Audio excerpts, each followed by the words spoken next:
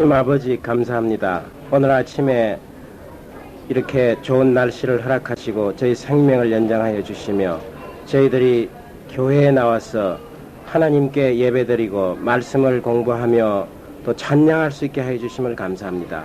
하나님 아버지, 우리의 모든 삶이 감사하는 삶이 될 수 있도록 주님께서 우리에게 은혜를 베풀어 주시옵고, 또 우리가 하나님의 자녀다운 그런 삶을 세상에서 살 수 있도록 성령이 함께 하셔서 우리로부터 죄로부터 지켜주시옵고 악한 생각을 하지 않도록 도와주시며 하나님이 원하시는 삶을 살 수 있도록 늘 함께하는 그런 삶을 저희들이 살 수 있도록 주님께서 직접 우리를 주장하여 주시옵고 우리의 모든 생각이나 행동을 주장하여 주시옵기를 간절히 기도합니다. 이제 하나님의 말씀을 공부하고자 하오니 우리의 생각을 제하고 오로지 하나님의 말씀에 정말 목마르고 배고픈 그런 갈급한 심정들이 될 수 있도록 주님 축복하여 주시옵소서. 예수님 이름으로 기도하였습니다. 아멘. 제가 지난주에는 미국에 좀 다녀왔고 어젯밤에 도착을 했습니다. 그래서 가서 거기에서 이제 낮밤이 또 맞지 않아가지고 고생을 했고 또 오자마자 사실은 이게 지금 여기가 이제 아침이면 거기가 이제 밤이니까 지금 자는 시간이에요. 그래서 제가 지금 혹시 말을 하다가 혹시 자면서 할지도 모르니까 저희들이 창세기 36장까지를 공부를 했죠.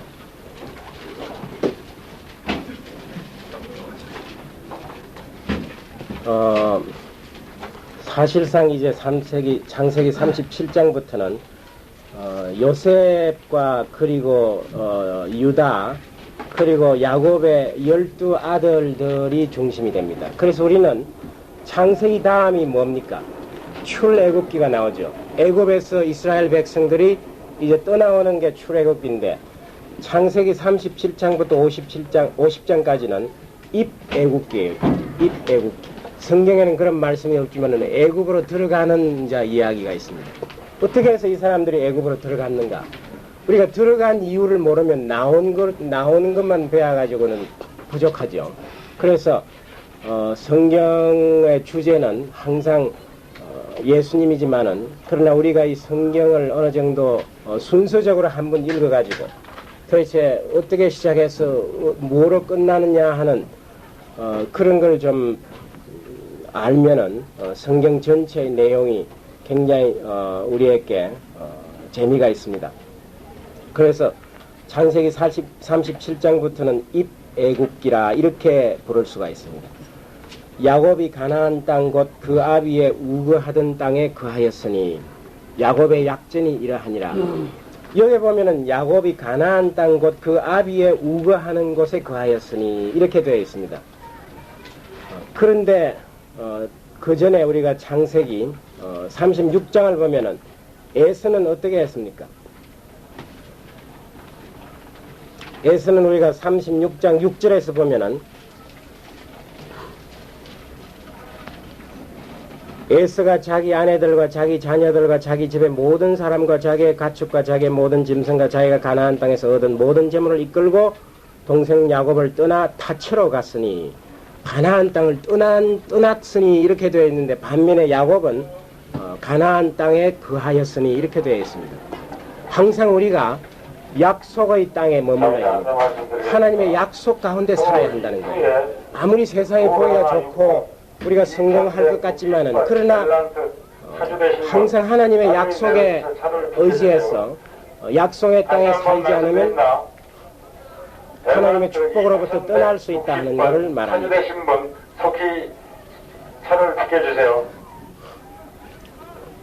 그래서 이거는 예스의 그 가나안 땅을 떠나서 세일로 갔던 거하고 대조적으로 야곱의 약전이 이러하니라. 이 약전이라는 것은 요약된 이야기 이런 뜻이기도 하지만은 야곱의 제너레이션, 그 족보라든지 그 후손들의 여러 가지 이야기를 요약하면 다음과 같다 이런 뜻이 됩니다. 요셉이 17세의 소년으로서 형제와 함께 양을 칠 그 아비가 첫 빌하와 실바의 아들들로 더불어 함께 하였더니 그가 그들의 과실을 아비에게 고하더라. 이제 요셉이 17살 된 소년으로서 등장을 합니다. 그러니까 아마 가나안 땅에 온 지 적어도 한 10년 내지 11년이 지났습니다.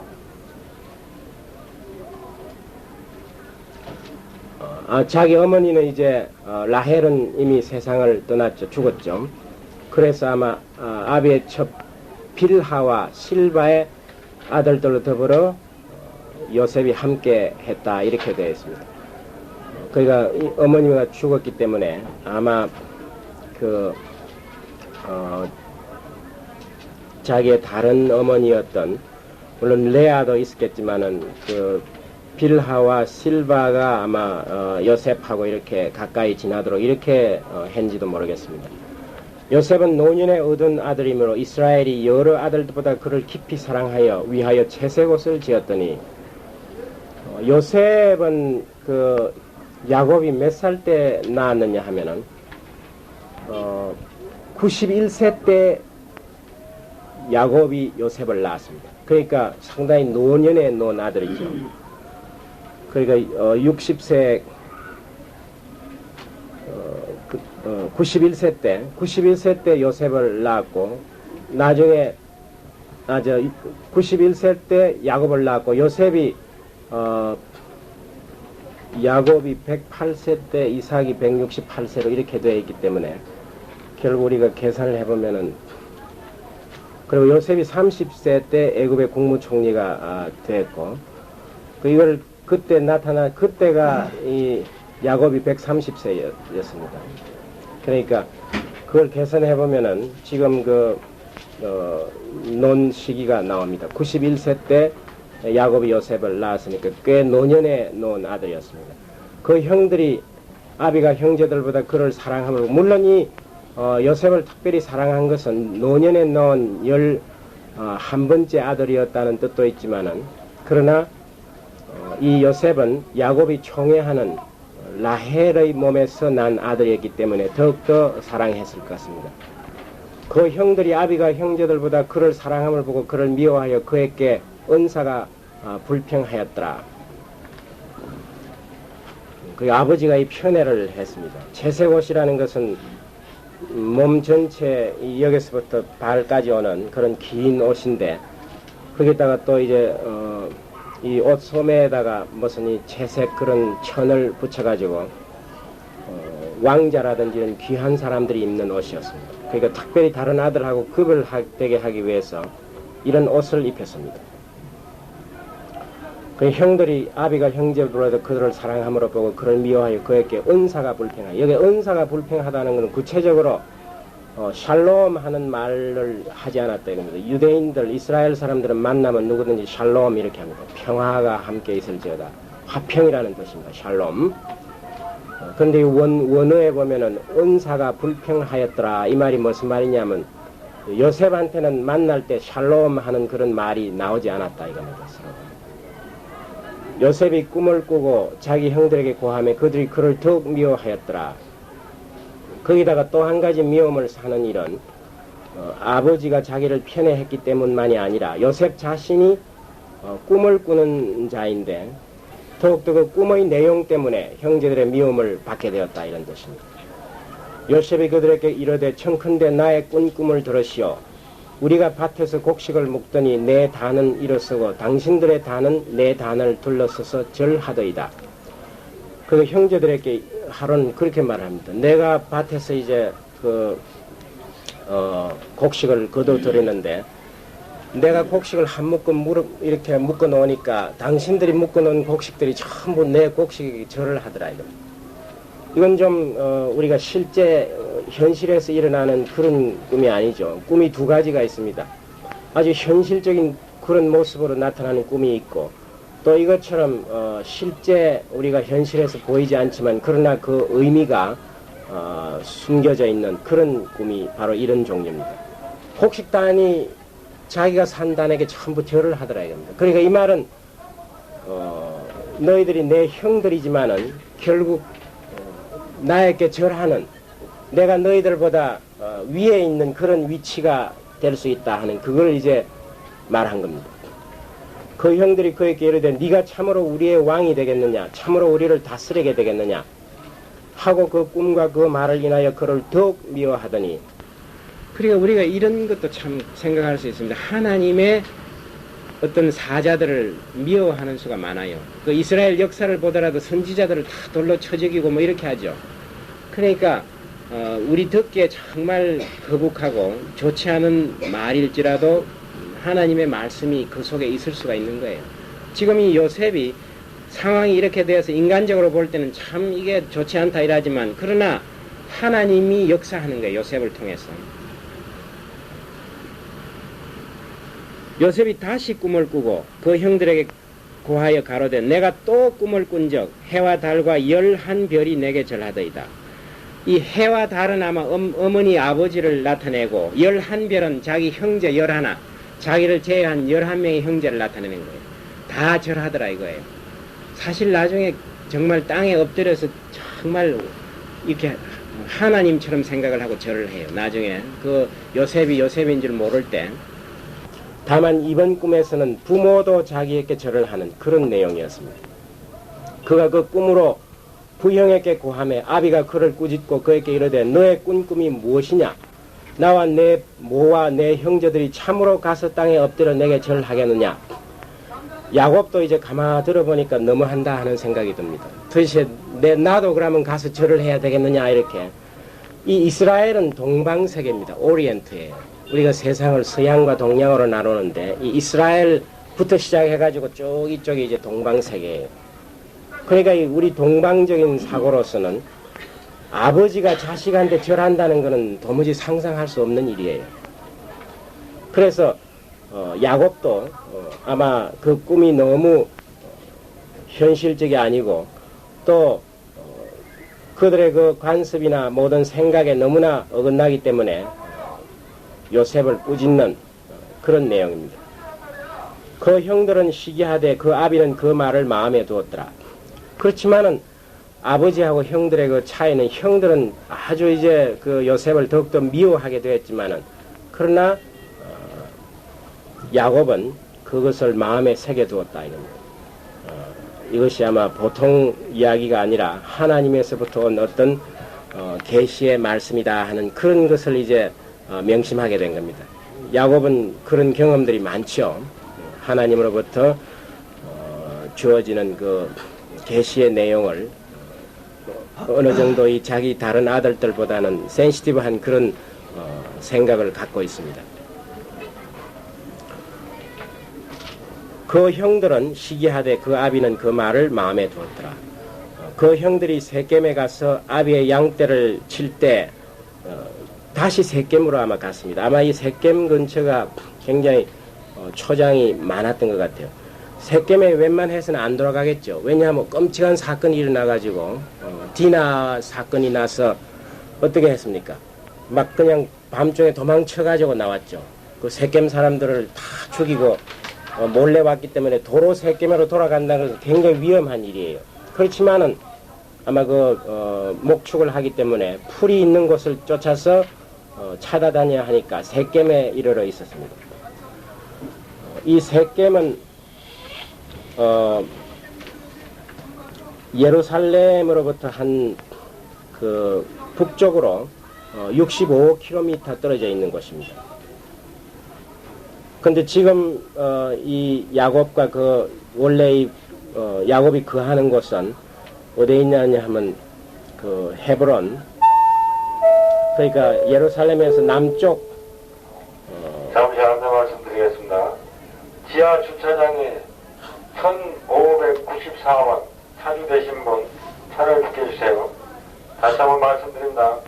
교회 지하 주차장에 1594원 엘렌트 GQ 차주되신 분 차를 비켜주세요. 지금 사는 곳은 예루살렘에서 한 30km 떨어져 있는 헤브론 남쪽으로 떨어져요. 그러니까 헤브론에서 섹겜까지 전부 합치면 약 100km쯤 되는 거리입니다. 그러니까 한 4, 5일 걸어가야 하는 그런 거리까지 이 양떼들을 이끌고 형제들이 지금 갔습니다. 그때 이제 어떤 말을 하냐면 이스라엘이 요셉에게 이르되 내 형들이 섹겜에서 양을 치지 아니하느냐 너를 그들에게로 보내리라. 요셉이 아비에게 대답하되 내가 그리하겠나이다. 요셉은 다른 형들이 양떼를 몰고 저 멀리 갔지만은 집에서 아버지와 함께 하면서 항상 아버지와 같이 있으면서 아버지가 지금 명하는 그 말씀을 순종하는 그런 삶을 살고 있습니다. 형들을 찾아서 하면 섹겜에 가보라. 가면 소식이 끊어져 가지고 지금 혹시 어떻게 되는지 굉장히 궁금할 거예요.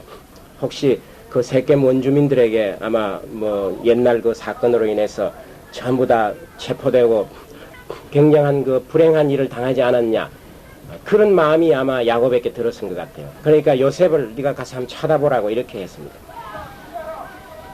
우리가 이걸 읽을 때 항상 그 예수님을 이 요셉을 예수님에다가 초점을 자꾸 맞춰보면 상당히 좋은 비유가 됩니다.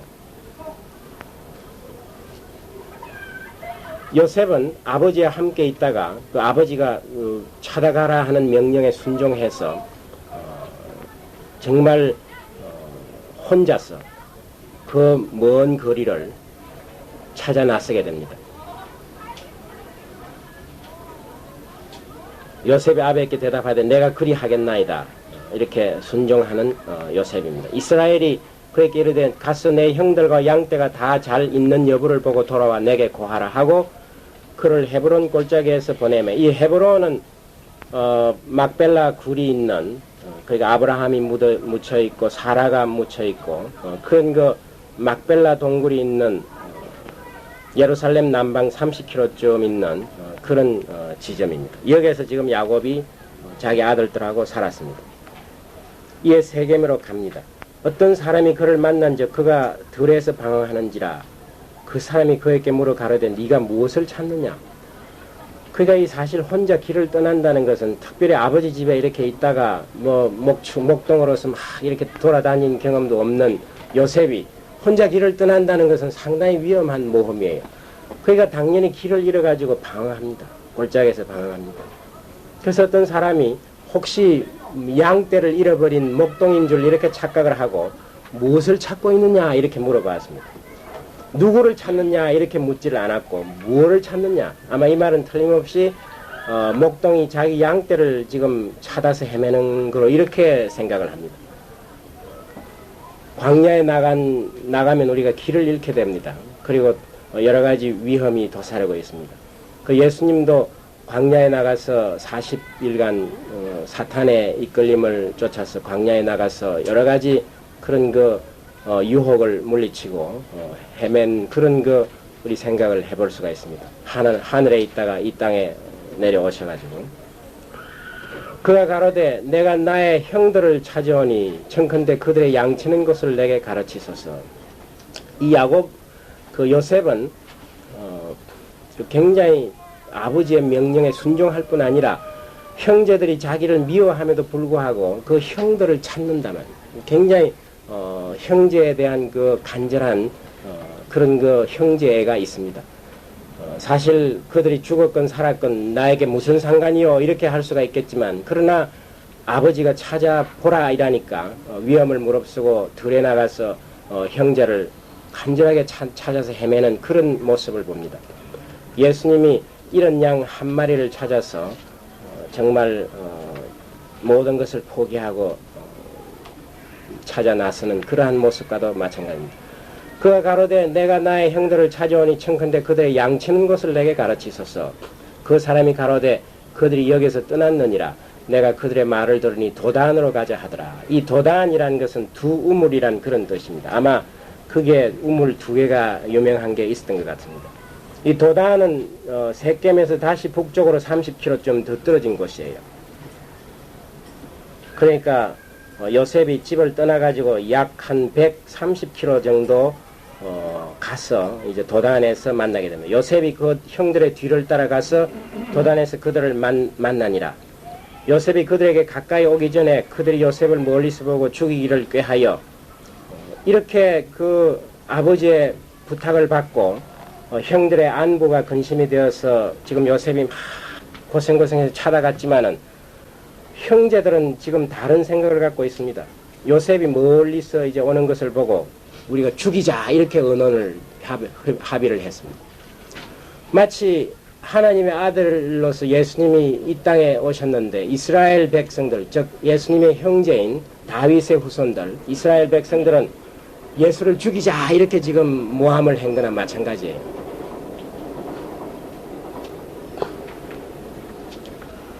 꿈꾸는 자가 오는도다. 이건 놀리는 말입니다. Dreamer. Here comes that dreamer. 야, 여기 이제 저 꿈쟁이가 오는구나. 좋은 기회다. 이제 죽여버리자. 이렇게 지금 생각합니다.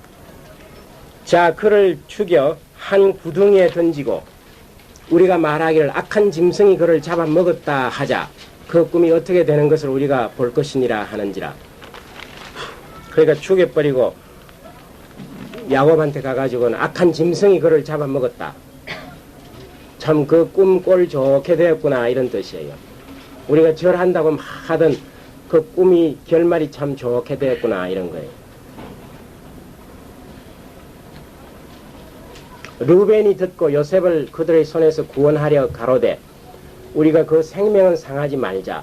이 르벤은 야곱의 장자예요. 물론 아비의 침상에 올라가서 장자의 그 권위를 이제 상실했긴 하지만 그러나 장자로서의 그 책임감이 어느 정도 느껴지기 때문에 그리고 또한 이 기회에 자기의 그 잃어버렸던 장자로서의 그 위신을 회복하려는 그런 생각이 아마 들었을지도 모릅니다. 요셉을 그들의 손에서 구원하려고 하여 가로되 또 아니면 나중에 야곱이 이 르벤에게 총 책임을 물을지도 모릅니다. 도대체 너는 맏아들로서 어떻게 이런 일이 일어나게 했느냐 이렇게 여러 가지 걱정이 되었던 것 같습니다. 그래서 그 동생들로부터 요셉을 구원해야겠다는 생각이 들었습니다. 그래서 생명은 상하지 말자 이런 제의를 합니다. 죽이지만은 말자. 그러니까 우리가 없애버리긴 하되 우리가 어떤 그 살인을 하는 그런 일은 하지 마자요. 사실 실질적으로는 살인과 마찬가지지만은 범죄 없는 살인을 한번 해보자 하는 이런 생각이에요. 르벤이 그들에게 이르되 피를 흘리지 말라. 그를 광야 그 구덩이에 던지고 손을 그에게 대지 말라 하니 이는 그가 요셉을 그들의 손에서 구원하여 그 아버지께로 돌리려 함이었더라. 어떤 계획이 있느냐 하면은 그 깊은 구덩이에 빠뜨리면 죽은 거나 마찬가지다 이거예요. 올라올 수가 없다 이겁니다. 물이 만약에 있으면 물에 빠져 죽을 거고 물이 없는 깊은 구덩이에서 혼자 올라올 수 없으니 죽은 거나 마찬가지다. 그러니까 우리가 피를 흘리게 하지 말고 저 우리 손으로 이 죽음에 대한 그 책임을 우리 손에 맡기지 않고 그 대신 구덩이에 빠뜨려서 저절로 죽게 하자 이렇게 제안을 했어요. 물론 그래 놓고 뒤에 와서 자기가 이제 구원해서 아베에게로 돌려라 한 그런 마음이 있었을지도 모릅니다. 요셉이 형들에게 이르되 그 형들이 요셉의 옷 곧 그 입은 채색 옷을 벗기고 그를 잡아 구덩이에 던지니 그 구덩이는 빈 것이라 그 속에 물이 없었더라. 지금 여기 형제들은 형제들 나름대로 드라마를 연출하지만 하나님은 하나님대로 섭리를 또 하는 거예요. 그 이 두 가지로 항상 봐야 합니다. 우리 인간적인 막 계획으로 부지런히 막 움직이지만은 그 뒤에 하나님의 섭리가 항상 있습니다. 빈 구덩이였다 이겁니다. 그러니까 우선 그 죽지 않게 이렇게 하나님이 만들었습니다. 빈 구덩이였더라. 그들이 앉아 음식을 먹다가 눈을 들어본 적 한때 이스마엘 족속이 길라앗에서 오는데 그 약대들의 향품과 유황과 몰약을 싣고 애굽으로 가는지라. 아마 이 요셉이 멀리 오면서 형제들에게 먹을 것을 가지고 왔을 거예요. 그냥 그 맛있는 거를 막 그 동생을 그냥 구더기 속에 집어넣고 거기서 먹고 있는 그 형제들의 잔인한 마음입니다. 우리나 별로 다를 바가 없죠. 우리 아주 풍부한 이런 음식을 잘 먹는데 이웃에서는 굶어 있는 형제들 돌보지 않는 거나 크게 차이는 없지만은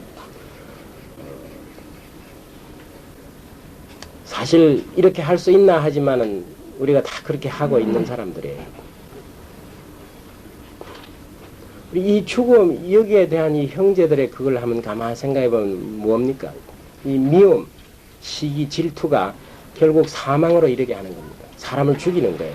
그래서 예수님은 네가 꼭 사람을 죽여야 죽이는 게 아니라 사람을 미워한 게 바로 죽이는 거나 마찬가지다 이겁니다. 그들이 앉아 음식을 먹다가 눈을 들어본 적 한때 이스마엘 족속이 길라앗에서 오는데 그 약대들에게 향품과 유황과 몰약을 싣고 애굽으로 가는지라. 이게 바로 하나님의 섭리예요. 그냥 그게 이제 두면 죽을 텐데 마침 이제 막 먹고 있는데 멀리서 이제 막 먼지가 나면서 낙타가 쭉 이제 대상들이 옵니다. 그 이스마엘은 누구예요? 이스마엘은 아브라함의 맏아들이죠.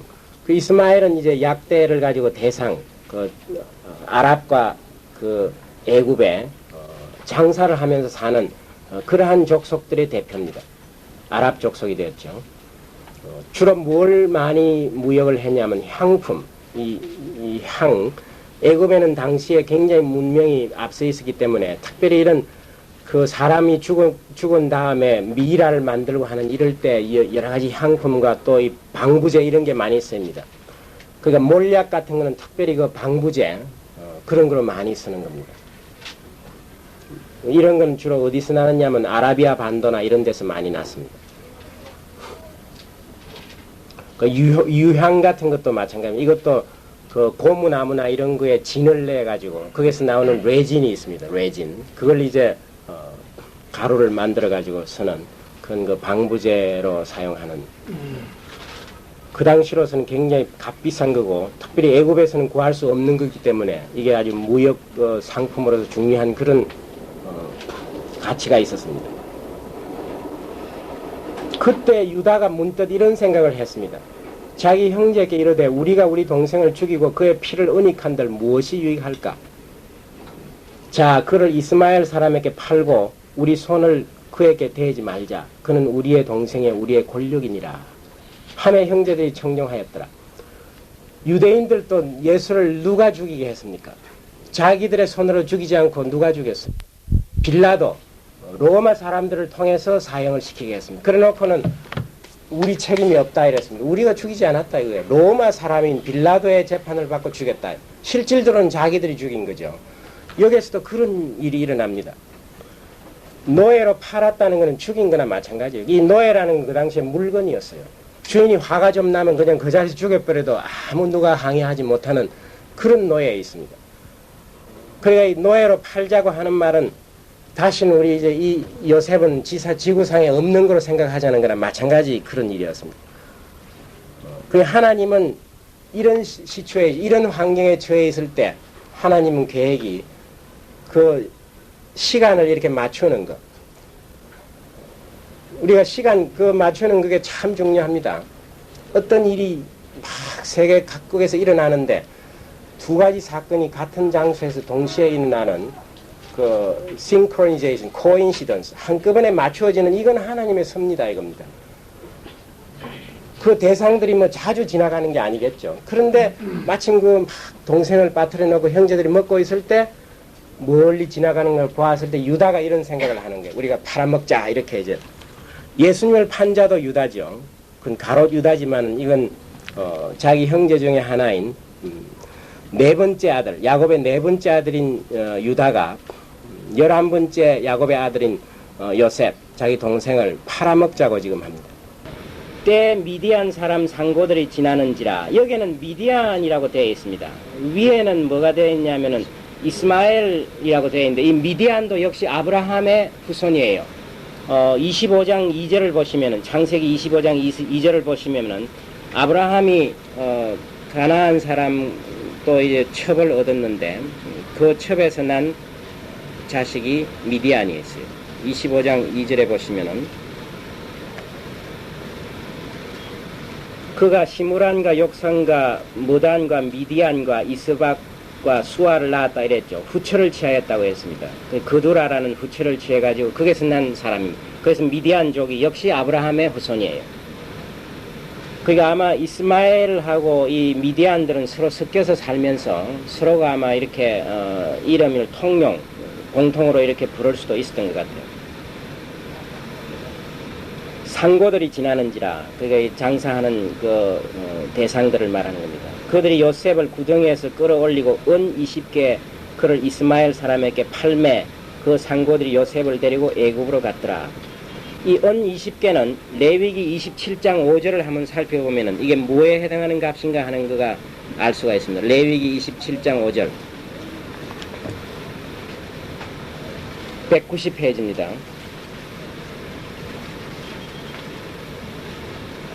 여기 보면은 그 노예로 사고 팔고 할 때 그 값이 정해져 있습니다. 레위기에 보면은 5세로 20세까지는 남자이면 그 값을 20세겔로 하고 여자이면 10세겔로 한다 이래 되어 있습니다. 그러니까 나이가 5세에서 20세에 이르는 노예들은 20세겔을 받는 거예요. 그러니까 요셉이 아마 19세나 17세, 18세 이런 나이에 있은 거예요.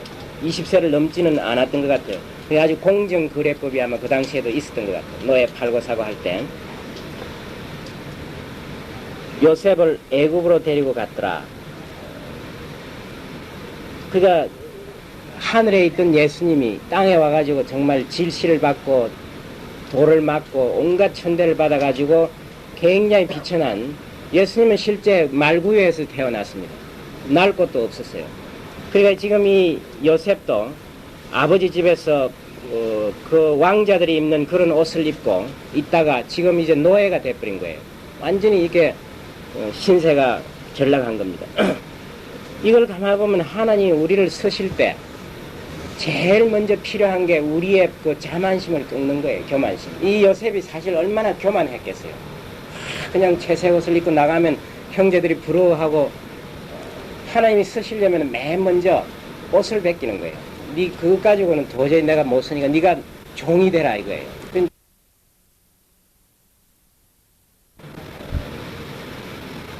그러니까 하늘에 있던 예수님이 땅에 와가지고 정말 질시를 받고 돌을 맞고 온갖 천대를 받아가지고 굉장히 비천한 예수님은 실제 말구유에서 태어났습니다.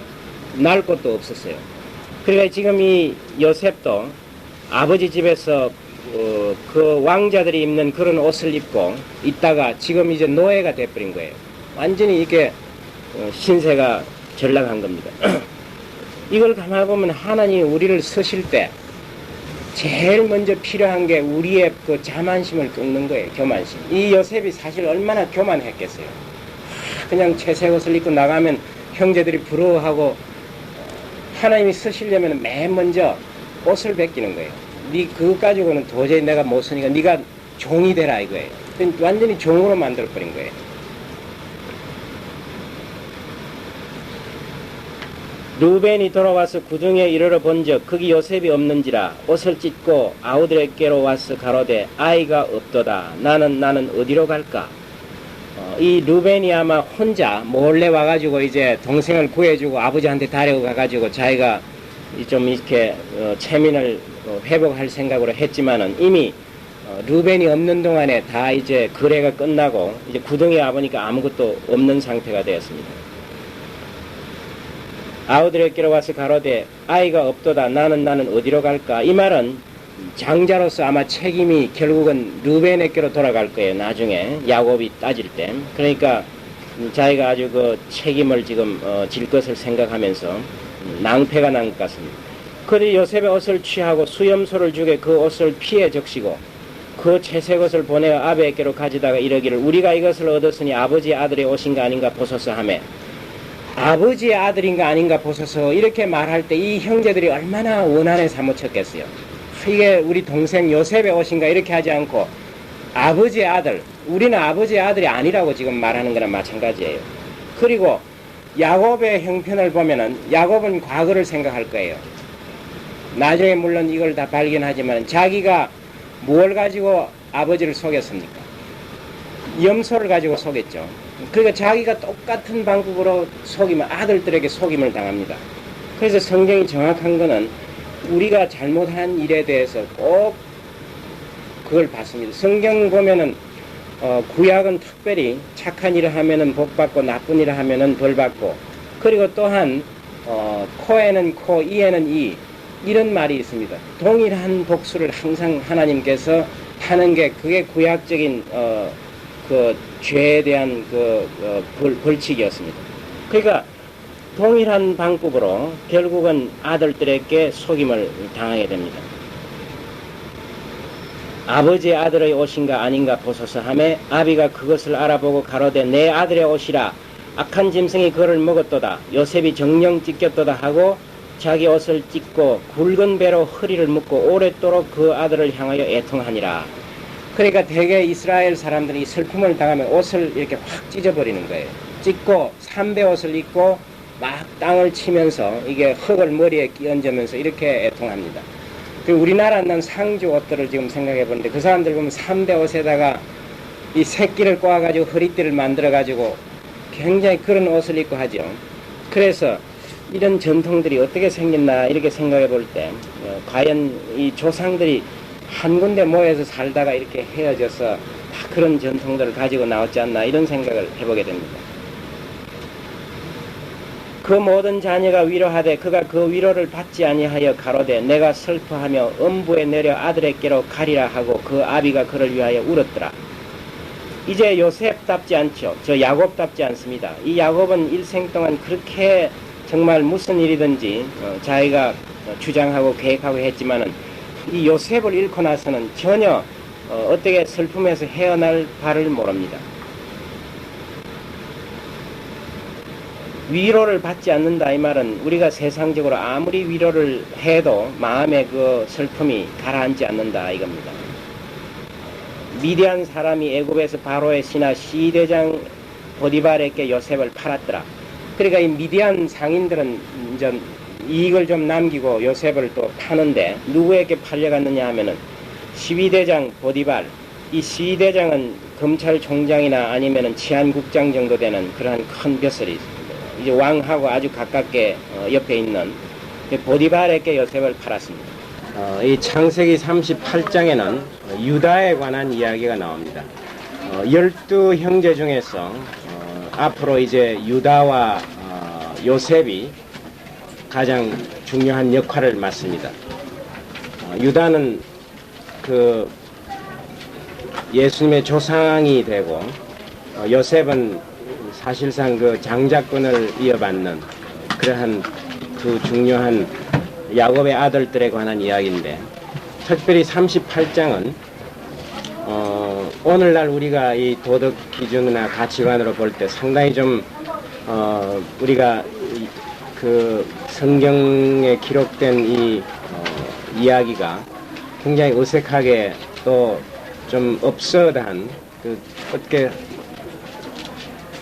우리 생각에는 도무지 어떻게 이런 일이 있을 수 있을까 하는 그런 거지만은 그러나 우리가 당시에 그 사람들의 문화나 전통을 어느 정도 참작을 해야 합니다. 이 성경 모든 역사는 실제 산 그 당시 사람들을 통해서 하나님이 이루어진 거기 때문에 그때 그 사람들 사이에서는 그렇게 이게 아주 우리가 생각하는 것처럼 어색한 그런 일은 아닌 거예요. 그 후에 유다가 자기 형제께서 내려가서 아둘람 사람 키라에게로 나아가니라.